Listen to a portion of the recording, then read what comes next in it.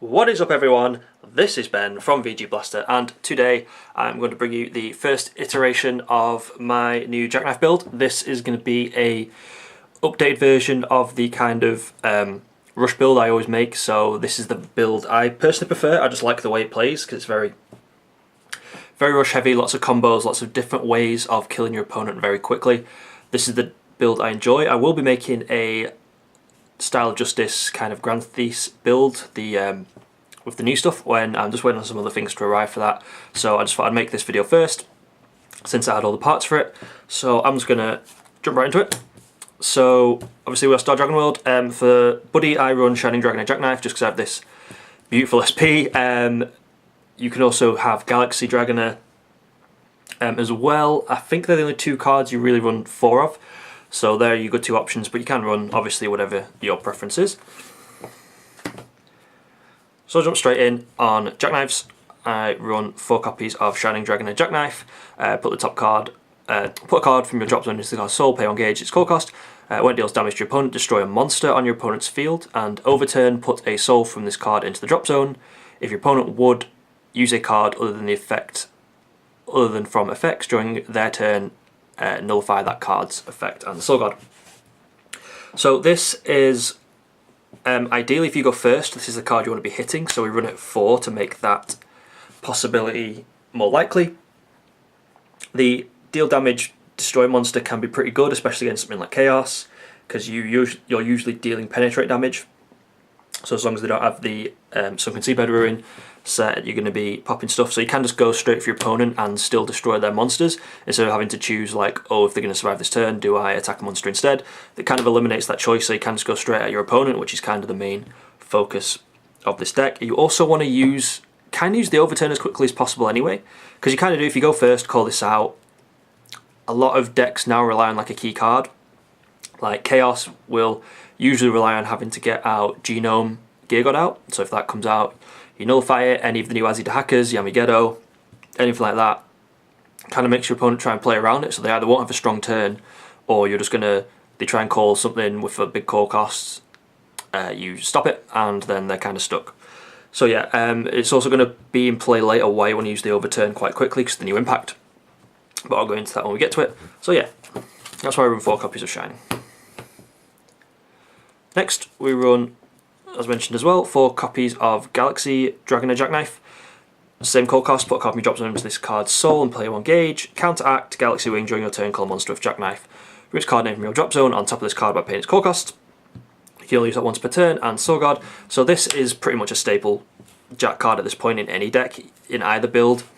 This card's just so good, you just call it, attack, call something else on top of it from your drop zone. Really puts the pressure on, real aggressive, really kind of gets you into stuff you want, especially in this build as well. If you have used overturn, if you've gone first, used overturn, called this out, if you have the impact in your drop zone, you can call it on top for free, and then if you have another one in hand, call another one. So yeah, this is really aggressive deck. It really, the new support has really helped this kind of aggro build catch up. So yeah, I don't really want to don't really need to go into much more detail on Galaxy. So next I have 2 copies of Radiant Guardian Jackknife Aster. I'm not overly sure on this. As I said, this is a first build. I'm still playtesting this. But Aster seems pretty okay in this build so far, just to kind of, you know, even if you call it, you keep it in your hand, you have a Mayday in the soul of a Jackknife on your field, you call it during your opponent's turn to nullify any kind of penetrate. You against a Thora, it stops you being burnt for a hell load of damage or taking the penetrate off the new one. So yeah, its core cost is pay 1 gauge, and you may put this on top of a card with Jackknife and its card name on your field. So you can just pay a gauge and call it for nothing, or you can put it on top of a Jack. If you have Mayday, obviously, place it on top of another one. During your opponent's turn, if there is a Dragon Arms in this card's soul, this card cannot be destroyed by effects of your opponent's cards. Quite useful. It's annoying it's only during your opponent's turn, but some people forget that and then they just assume they can't destroy it, so that's okay. Don't mention it if you don't have to. And then you cannot be dealt damage from your opponent's card effects, and items on your field cannot be destroyed. And so, God. So as I said, this is just kind of to plonk in the middle, be a solid kind of defense if your opponent's going to have a strong turn, especially if they have penetrate or things like Yamigedo, anything that can deal effect damage to you. This kind of stops that from happening. And finally for our size 2 jacks, I run 2 copies of Hero Dragon Jackknife. Core cost, put this card on top of a monster on your field and pay on gauge. When this card enters the field, look at the top card of your deck, then put that card into this card's soul or into your hand. So once again, this is mostly for Mayday plays. If you have the gauge or if you have Dimension E out, and then it's just call it hand 0 core cost. Just for more attacks, just for increasing hand or getting another card into the soul for defense or aggression, depending on what it is. Yeah, anything like that. So once again, he's also good if you're kind of stuck because you need a card in your drop zone for your main 2 jacks, which can make you brick sometimes. So say you have you've charged and draw, got into this, you can call like a Mayday, call this on top, attack, use Mayday to then call something, another jack. Obviously from the gauge you used to call this out. So yeah, you can just kind of fix brick hands and stuff like that as well from there. So next we'll go on to the size 1 Neo Dragons. I run 3 copies of Star Dragon at Jackknife SD. When this card enters the field, choose a Neo Dragon on your field and put the top 3 cards of your deck into your drop zone, and then put a monster from among them into the chosen card's soul. And then he has Soul Guard himself. I'm not sure about numbers on my size 1s yet. I might bump this down and Dimension E up, but we'll see. I'm still playtesting. I still feel like this is a necessary card. As I said, your main 2 jacks really have to actually have a card in the drop zone to actually call them, so if you go first you can brick sometimes.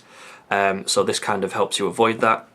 Also, just if you want to build up soul, if you're digging for a specific Dragon Arms that you haven't hit yet into the drop zone, if you have only Galaxy in hand and you're kind of hoping you'll mill into another jack to call on top of it, lots of utility from this card. So I still suggest running it.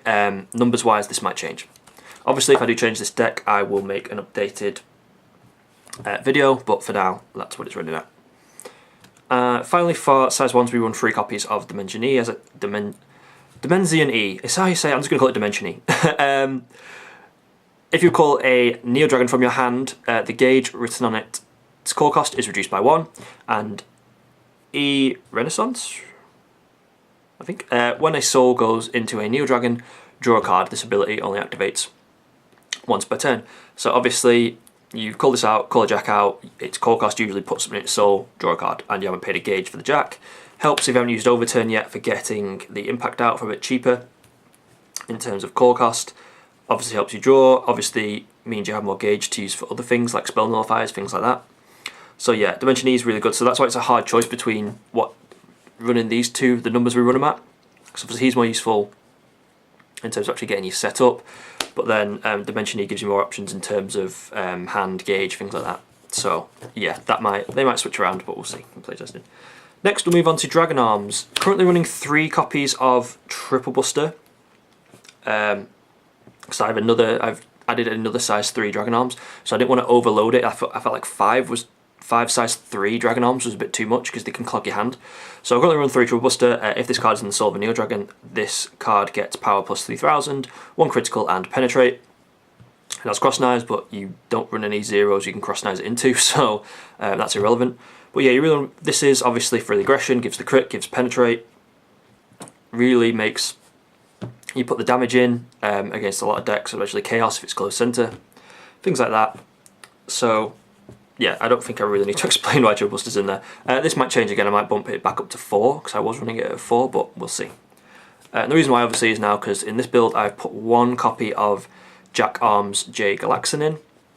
If this card is in the soul of a Jackknife, in its card name it gets 1 critical, so it still gets the extra crit, but it obviously doesn't get the power boost and the penetrate, but it has the secondary effect of when your impact monster with Jackknife in its card name is in the soul attacks alone, that attack cannot be nullified, and then it's cross knives as well. So with the new impact, you can obviously search your deck for any card to put into the soul, or you add 1 card from drop zone and then search your deck for another card. So if this is in your drop, you just put it straight in. If it's still in your deck, then put it straight in from there. So it kind of has this utility of, obviously as I say, I run spell nullifiers still, but if you don't have any gauge or you used it all to call the impact monster out because you've just gone for it, this kind of does double duty as a good cross between Triple Buster and Garblanca. So the 1-of is fine because you can search it out really easily. So if you know, there's multiple ways of having your impact monster have multi-attacks as well. So this isn't obviously once per turn, you just attack. This is also used because obviously it stops any kind of nullify spells. It's good against the new Iron build because that can be quite a problem for this deck because you can't do a lot of link attacks. So you just go, right, I haven't been able to stop his Azzy from going out, so I'm going to have to just attack. Obviously it's a single attack, it can't be nullified, so they can't use the Equal to Dwarf skill, so that kind of gets over that. So that's why I run one copy of this. I'd rather have it in the main board than the sideboard just in case. You could argue it could be a sideboard card instead, but I quite like it just as a one-off in the main board, obviously because of the searchability. Next we have our new Dragon Arms. This is Dragon Arms Sword Bit. When this card is put from the field, hand or deck into the soul of a Neo Dragon, for this turn that card gets plus 4,000 power and double attack, which is really, really good, really solid. Obviously you can just call it Cross Knives. When you go into the impact you search it from deck. There's no way in this build to put it from hand. Obviously if you run J-Star Ring or I think the size 1, it's like when you enter the battle phase, put a card in from hand to soul, draw a card. I don't really see anyone running that though, but if you do, it's there. Anyway, yeah, and when this card is put from the soul of a Neo Dragon on the field into the drop zone, pay 1 life. If you do, put 1 item from your deck into your hand and shuffle your deck.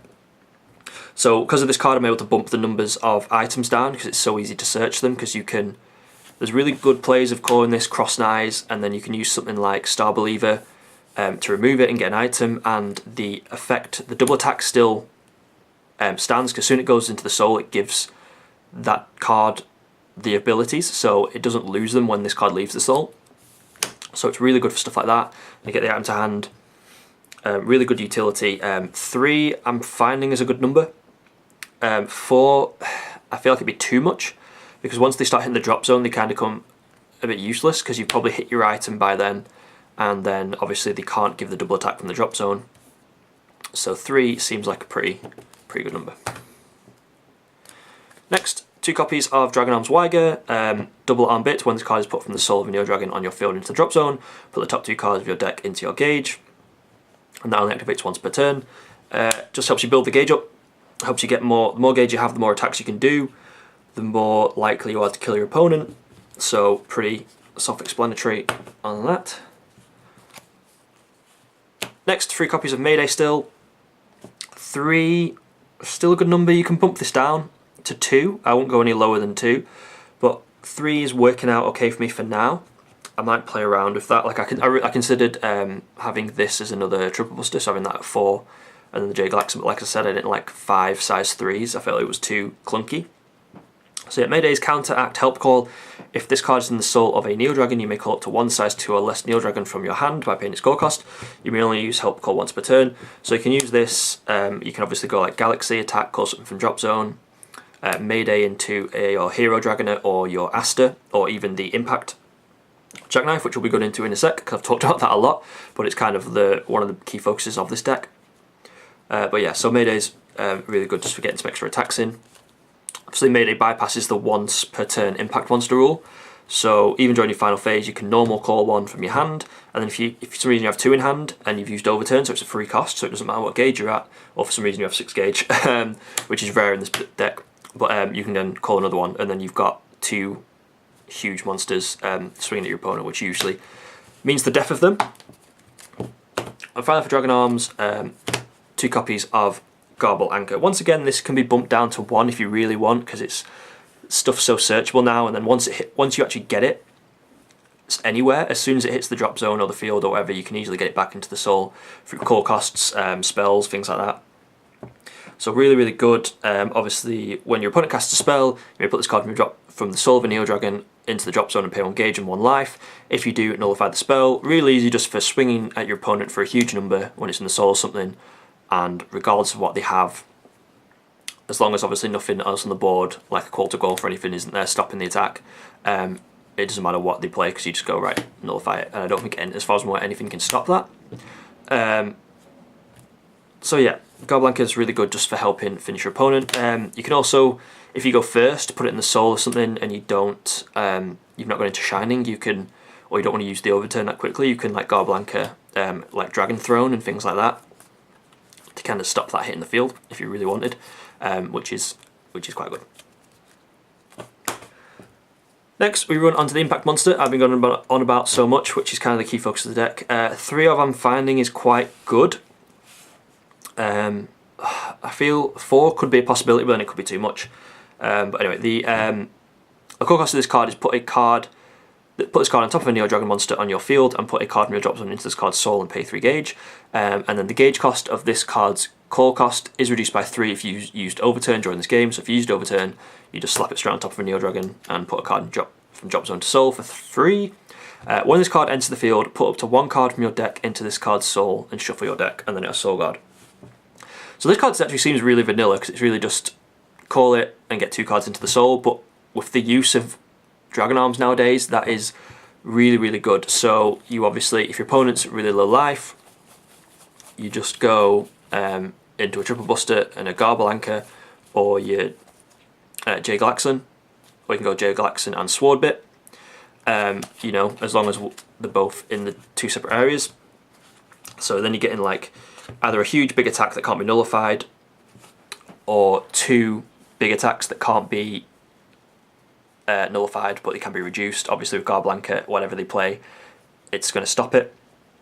So yeah, as well as the item and the new spell in the deck that helps restand this, you can get like 4 attacks off pretty easily. So you put your Sword Bit in, gets double attack, use your item, rest, restand it, use Into the Future, remove a soul, restand it. And you usually swing in for about 4 crit, so that's 12 just off that, regardless of what else you've done in your main phase and your main battle phase. So yeah, I'm really glad they gave us this card. I've been waiting for search your deck for a card and to put into the soul for a long time. I'm really glad they gave it us. I'm really glad they've supported the kind of aggression build of this card. Really love this card. And once again, if you've used Overturn, the plays you can make with this card is amazing. If you have 2 in hand, you can core 1 and then Mayday into another one. If you have like 1 gauge and you have a Galaxy, call the Galaxy and then Galaxy into this card, and then once again, if you have another one in hand, call it during your final phase as your normal call. So yeah, this card, so much play with this card, so much utility. Real easy ways to kill your opponent with this. Items, I'm now running 2 copies of Radiant Star Linkage, equip cost of pay 1 gauge, counter, choose a monster with Jackknife in its card name on your field. You may rest this card. If you do, stand the chosen card. So we only run 2 now because Swordbit can search out really easily, and that's the main focus. You usually put Swordbit in, remove it for a cost of a card, be it Shining, Into the Future, Star Believer, and then search for this really easily. So I don't feel like you need to run it any high. If you want to run it at 3, that's fine, just to make sure you get into it. But you can search it out now so easily. It's not overly important to the deck now. It just helps you get an extra attack, which once again obviously can finish your opponent. It's very useful, but 2 seems to be good. It gives me more options in the main deck. So yeah, just for the pure aggression build, Linkage is just the best weapon to run. So finally we'll go into spells. Currently running 3 copies of Into the Future, the beautiful new spell. Cast cost of put a soul from a Armor Dragon or Neo Dragon on your field into the drop zone, counter, draw a card, and then choose one of the following 3. For this turn, a card on your field gets +1 critical, stand a card on the field, or rest a card on your opponent's field. So the utility of this card is amazing. The only reason I'm running it at 3 is because you have to have, obviously it costs the removal of a soul, and sometimes, I don't know, I feel like I think these could brick your hand. They never have with 3, so I might bump this up to 4 just because its utility of obviously, the most thing it's used for, obviously, you draw a card, it replaces itself. The most thing it's used for is to either stand, obviously, a monster on your field, or rest a card on your opponent's. The +1 crit is more useful in Grand Theft because you give that crit and then it's swinging 4 times at 3 instead of an extra. So you're going to do 2 extra crit than just standing it, and also it's just more attacks. So yeah, so you mostly obviously just stand a card to just kind of hope to finish your opponent with a final attack, or if your opponent survived, rest a card on their field that's going to be a problem. So be it like your Overthrow Bats, your, I think it's a rest a card, isn't it? So yeah, it's rest a card, so you can rest a Call to Guelph, so you're not at risk of taking that 6 crit, or them nullifying your Soul Guard and just wiping out your Center Jack. So yeah, this card's really useful for stuff like that, in terms of offense and defense. So I could bump this up to 4, I might do yet. I actually only have 3 copies at the minute, so when I get a 4th I'll try it out hopefully, see how that works, but for now 3 is working pretty well. But 4 might be a good idea just because of, as I said, the utility of it in terms of both protecting yourself and trying to finish your opponent. Next, 3 copies of Star Believer. Put a soul from a card in your field into the drop zone. You gain 1 life and draw 2 cards. You may only cast Star Believer once per turn. Helps dig for your deck, draw into cards you want. Obviously with Swordbit and Weiger, you remove them from the soul, you gain some kind of advantage from them, either the gauge or the weapon search. And then obviously drawing 2 cards as well. So there's plenty of utility with this card in combination with other cards in the deck. And as I said, just helps you get the things you want. So obviously you can even call, if you have a really bad hand, you can just call like Star Dragon RSD, you mill 3 cards, get some stuff in your drop zone, put any card into the soul, remove it, draw 2 cards, hopefully you hit a Jackknife that you can use at that point. But yeah, really just helps consistency of the deck. Next, in the same vein, we run 2 copies of Dragon Arms Factory. Discard a Dragon Arms from your hand and then draw 2 cards. You may only cast Dragon Arms Factory once per turn. This is only a 2-of because obviously you need a Dragon Arms in your hand to use it. Obviously you're ditching 2 to draw 2, but this can be a help because if you ditch your Dragon Arms and when you have nothing in the drop zone, you've then got something in the drop zone to be able to call your main Jackknives, and then you've drawn. So it really helps consistency and making sure you can actually make some plays. Next, 2 copies of Star Jack Repair. You may only cast this card if you have a card with Jackknife and its card name on your field. Put the top card of your deck into your gauge and then put a card from your drop zone into the soul of a Neo Dragon on your field. You can only cast Star Jack Repair once per turn. So I'm still using Star Jack Repair, I still really like it. Gets you a gauge, gets you any card in the drop zone into the soul. If you've got spare Trouble Busters, if you've got Garblanca, you know, if you have like a Jack on the field that's got like 3-4 crit and your opponent's at that much life, you go, okay, draw, cast, up, gain a gauge, put a Garble Anchor in, swing, and then whatever they do, just nullify it. So you can just cheap, well not cheap, but you can just like get some wins in quite easily with this card, and then obviously, or you can just boost up defense, you can boost up crits with, you know, stuff in the drop zone. So yeah. And finally, we will run 3 copies of Phase Seal Chain. This is just to kind of help you to survive if you go first, you have a bad opening hand, you don't get like a Shining Dragon or something. And also you kind of have strong defense in this deck. Obviously if you use the impact, if you go into multiple and somehow don't finish your opponent, you usually have a pretty big monster sat in the centre. So they're going to swing it 3 times, you're going to end the turn, you're still going to have a Jack in the centre to do some stuff.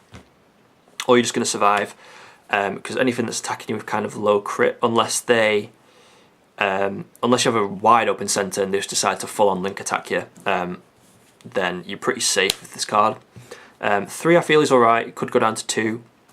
Like I might bump it down to 2 and run 3 into the future, just because into the future has a bit more utility in terms of there's a lot of big cards. Now like a lot of decks just focus on a big card. This is more useful against something like Chaos or Thunder Empire if they decide to use Overthrow. You know, you just go, no, after 3 of them. Things like that. So yeah, Phase Seal Chain is still very useful. 3 is a decent number for now, but we'll see. Okay, finally I'll quickly go through my current sideboard. This changes all the time and how sideboards should depending on the meta, what it is right now. But as of now, currently running 2 copies of Meteor Arms Vassal. The abilities of this card cannot be nullified. The abilities of the Neo Dragon with this card in its soul and all soul abilities of souls not Neo Dragon cannot be nullified. So this just makes sure you can actually do some stuff. It means you can't get, if you're against Iron, you can put this in. It means a Call to Growth can't nullify your Soul Guard, so they can't just destroy your centre in one swing. And then obviously the Nazidaka usually swings in at a triple attack at you. So you stop things like that.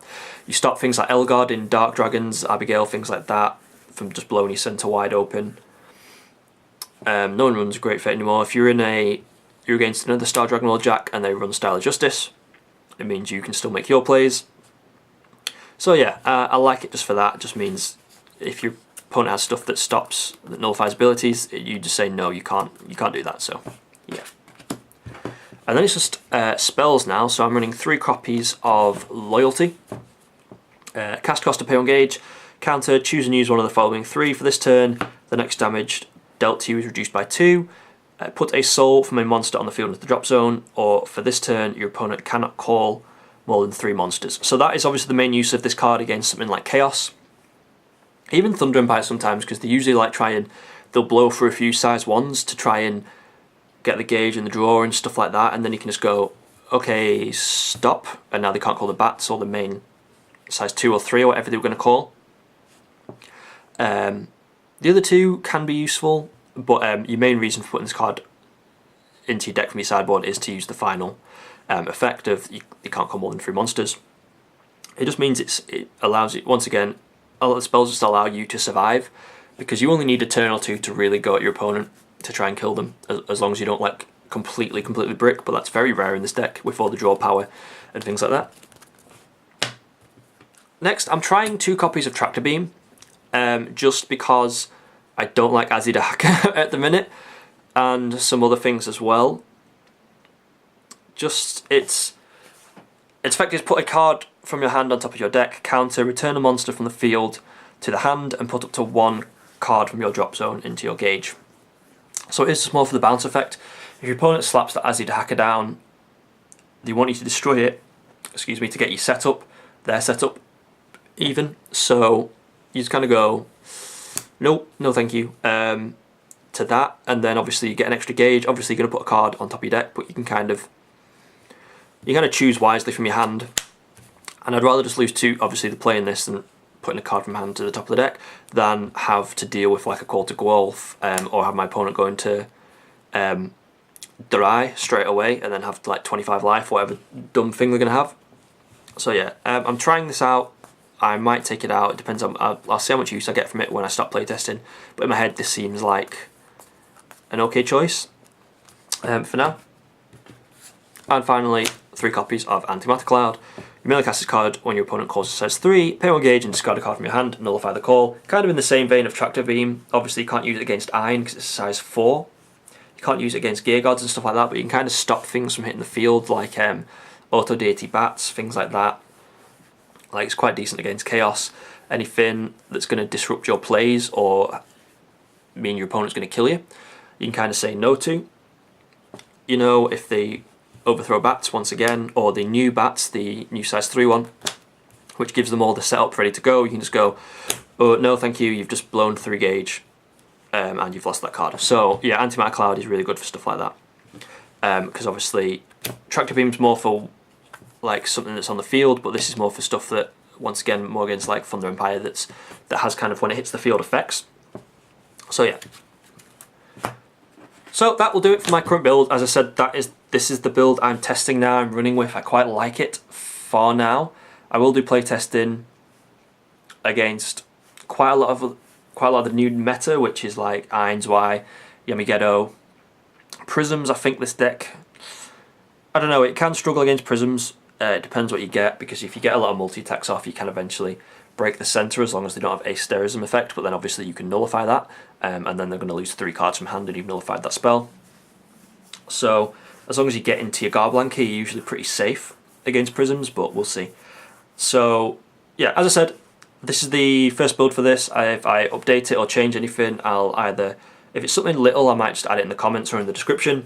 If it's something big, then I'll make a whole another video to give this to you guys, because I know a lot of people enjoy these Jackknife videos on my channel, because it's quite a hard deck to build, to be honest, and I've spent so much time with it that I kind of hit autopilot now when new cards come out. Kind of know what goes with what to a degree. So yeah, I will obviously make a Grand Theft build when that stuff arrives. I'm not overly keen on that build. I think it's too finicky, I suppose. I don't know, like I feel like you can brick a lot more, you know, it can have more aggression, but it seems like you're giving your opponent more chances to kill you with that, and you can brick, you can not hit stuff, you can not have the gauge, not have the Dragon Arms to get Stellar Justice out, or you can get like the perfect hand and destroy your opponent in a turn. You know, it's a mix. So that build does look fun though. So I will make that build. I'll also make a normal Dragon World Jackknife Grand Theft build when the stuff arrives.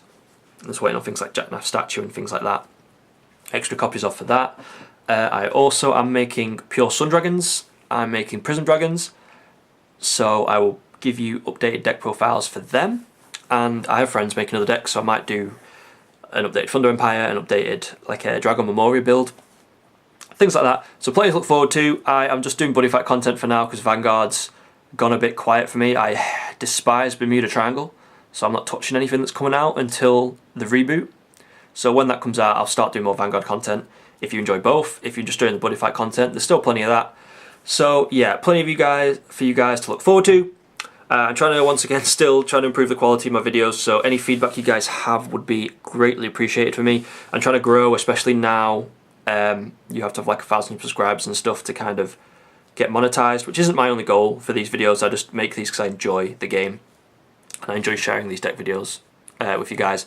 But obviously if I can get a bit back from it, it'd be useful. I can spend more time on it, do more stuff. So yeah, we'll see. Anyway, I've rambled on for far too long, so I hope you guys have enjoyed this video.